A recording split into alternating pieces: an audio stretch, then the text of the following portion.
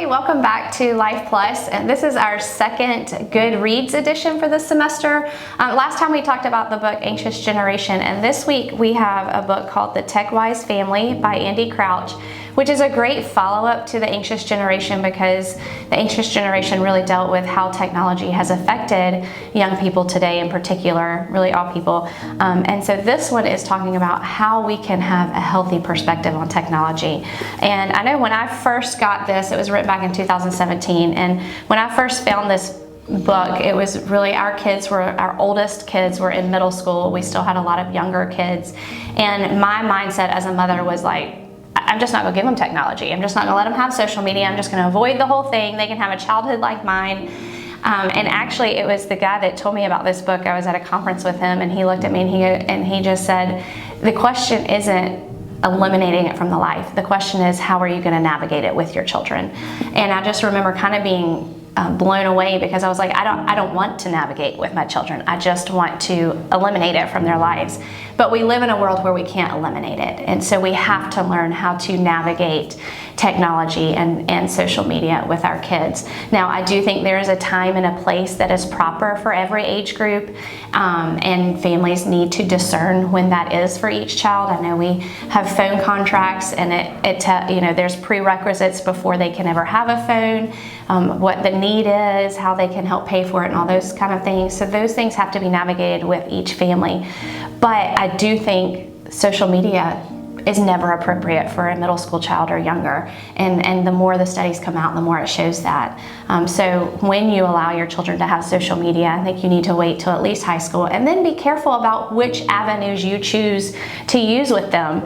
But this book just gives some great insight and pointers as to when you decide as a family is appropriate for your child to start navigating those different technological devices and outlets and mediums and platforms, like how to keep them in their proper place. And so do you want to give a little bit of inside pointers to what they say in this book and how it goes? I think two things I would mention are, one, the idea that it's the Tech-Wise family, that this book's focused on the family and the way we think as a family, which is, from a Christian standpoint, really critical. It's not just about kids or teenagers, but it's a family mindset.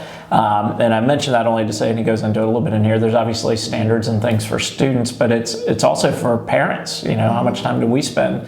Why do we have to pick up our phone and look at it every 5 seconds? You know, it's the same thing. We just, make excuses for different things and feel like it's more important. But the reality is, it's a universal mindset of a family. The other thing that I like, and I'll just read you a couple of these. One of the phrases in the way he opens up the book is about keeping technology in its proper place. It's like any tool.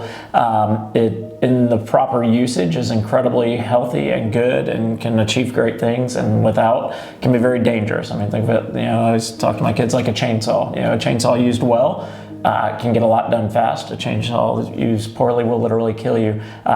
And what they're finding out, go back to Anxious Generation, is technology really isn't much different than that. Used well, so many opportunities in its proper place. Used poorly, the adverse effects to the point of death in the lives of students is ridiculous. And so I'll just read a few of these. Some of his premise points are: technology in its proper place when it helps us bond with real people we have and have given love to. It's in its proper place when we use it in relationship.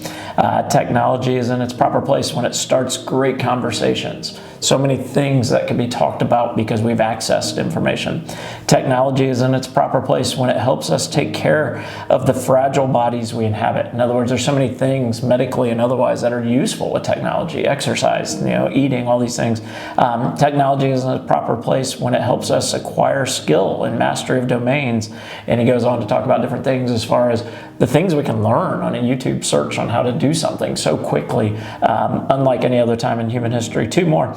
Technology is in its proper place when it helps us cultivate awe for the created world we are a part of and responsible for stewarding. In other words, it should bring an amazement, and you see that through artistic things, music, art, all these things. And then lastly, technology is in its proper place when we use it with intention and care. And that's probably the best summary point of what this book gets into, is how to utilize technology, not view it as this evil, but view it as this incredible tool that we get to set our own family standards around that are based on biblical standards and use together with intention and care. And those two words are really significant because so often technology becomes a mindless activity instead of an intentional activity, and technology becomes a fruitless, careless activity instead of careful/activity.